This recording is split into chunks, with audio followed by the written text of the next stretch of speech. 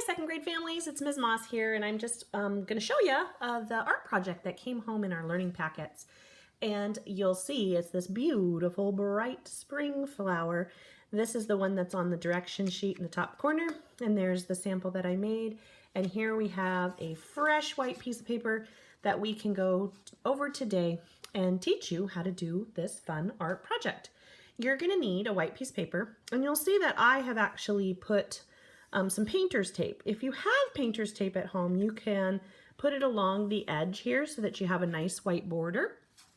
And when you're done, it'll look like that when you peel up your tape. Do you see how I have that white border along the edge right here? But have no fear, if you don't have the painter's tape, it just does give it a little bit of a border.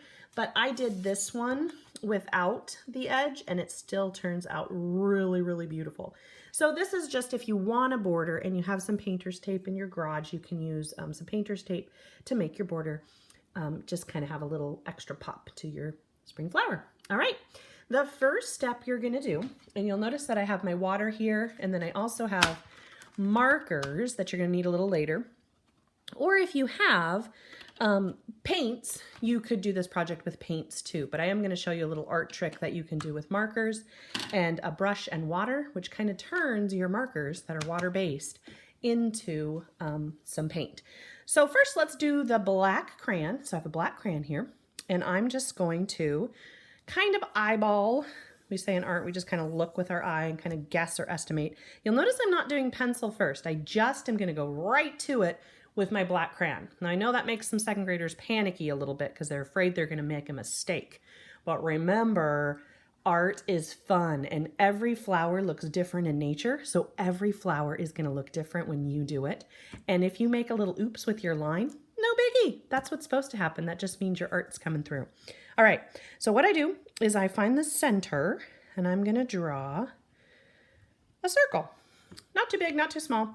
And then I actually go over each of my lines that I draw a few times so that I actually have it really nice and dark, that nice dark black crayon shape. So not just once. If I do it just once, I don't get that deep, deep color that I'm really looking for. All right, and then once I've got that center, now if I come back to the example, I need to start working on the petals. Now the spring flower for this art project, to make it really pop, you're gonna want those petals to go right to the edge of your paper, okay? And so I'm gonna start here at the top, and I'm gonna draw a curved line that actually looks like it's going off of the paper. In fact, if I use the painter's tape trick, I can just draw right onto my painter's tape. And then to do the other part of the petal, I'm going to do the same length of the line, but going the curve in the opposite direction. Okay? And then I'm just going to keep working around this center circle, doing the same thing to make the petals. This time I'm going to go up and over and off the page. And the same going this way. And now, and you'll see I'm doing it more than one time, right? Back and forth to make that nice thick line. And now you'll see I have two petals. If it helps you, you can turn your space so that it's still always back up at the top. A lot of times artists find that that is an easier way to do it. And I'm going to do my third petal. And remember, I'm imagining this big, beautiful flower going off the page. And then I can turn it again. I find it's easier if I'm looking at it from the top, and then I just have to keep doing that same type of line. So turning my board really helps me when I'm looking at this flower. And the cool thing, again, I want to tell you is that every flower is different. So if your petals are not all the same size, like you'll notice this one is bigger than this one, that's okay. Because in nature, when you pick a flower, not all the petals are exactly even. In fact, it makes your work look even more realistic. And then I'm going to curve around this way.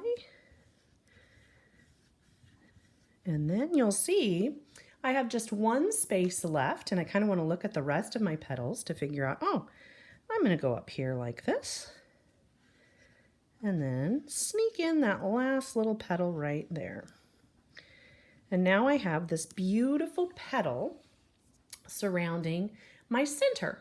Okay, now the next step for this project is you're going to want to make that center kind of pop out. You can do it in two different ways. I did a swirl on this one, and I did a little bit smaller of a swirl on this one. Okay, you could also, like sunflowers, have little seeds inside here if you wanted to do dots, but remember you're going to do dots in the background. So for this one, I think I'm going to stick with a swirl. And to do a swirl, I just kind of start with a dot, and then I work my way around the dot, and it's okay if it overlaps a little bit. And then just like I did, I kind of want to make sure it's dark, so I kind of go back over it. You can't go over it too many times with the black. All right, and now just to have a little fun background to differentiate your petals from your background space. So here I have 1, 2, 3, 4, 5, 6 petals, and then these areas back here are what we call the background, or the empty space. We're going to put that background, we're going to do some polka dots. So I'm just going to, with my black crayon, and I can have one kind of going off the page. See, like there I went over the tape. That'll just give it, again, that little design that kind of makes it look all cohesive. Okay, and then I'm going to put one right down there.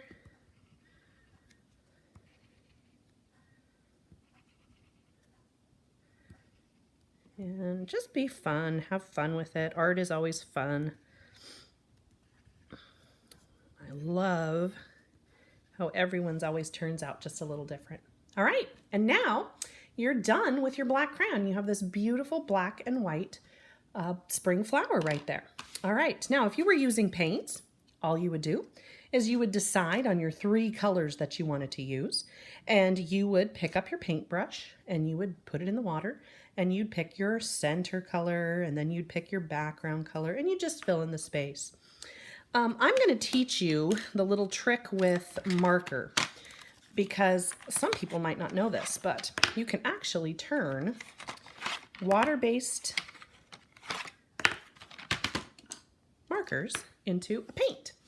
So you're going to kind of do it step by step. So I've chosen my 3 colors. I'm going to do my center yellow. I'm going to do my flower purple for Pioneer Purple. And then I'm going to use this pink color for the background. Okay. And here's what we're going to do. And it's kind of like you want to do it step by step, because when you first put down your marker, you're going to want to then have your water ready. Okay. So I'm going to start with the center, and I'm just going to do some deep lines of marker, and I'm just coloring it in pretty solidly. Okay, so you can see I'm not coloring it totally, but pretty solid. And then I'm going to put a little bit of water here, and I'm going to wake up the water-based marker, and it does take a little bit of a minute for it to kind of wake up. And then I'll notice, oh, I kind of missed a few spots, so I'm going to go back and maybe add in a little. Be careful with this, because you don't want your marker to get too watery. And then I just, again, put a little, wake it up with the water, and it'll blend together. Okay, now remember, you have your water still at the ready. For your leaves, you're going to draw some really thick lines like that, and then with your water, you're just going to put a little water on it, and you can see that marker is blending into that white space and really waking up the color. And it does take a minute for the water to kind of latch on to the marker. I'm going to add a little bit more marker on the edges. The thicker your marker lines are, the easier it is to spread. But I don't want to do too much before I start to blend, or it will kind of lose its, see right there, you can see it pulled that marker color in, and just kind of makes it have that variegated, watery look. Because, you know, not all flowers have like a perfect. Yep, and then you're just going to take your marker again,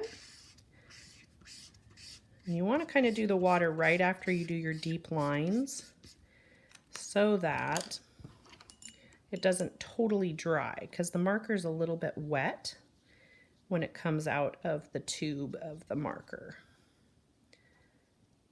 And then you just fill in that white space and it gives it that watery kind of look that paint would allow it to do as well. And you're just going to work around your petals in any direction. You know, you could also be creative and try some different colors. Like I know I just saw some tulips that were both orange and yellow. Like they had little tips of orange in them, tips of yellow.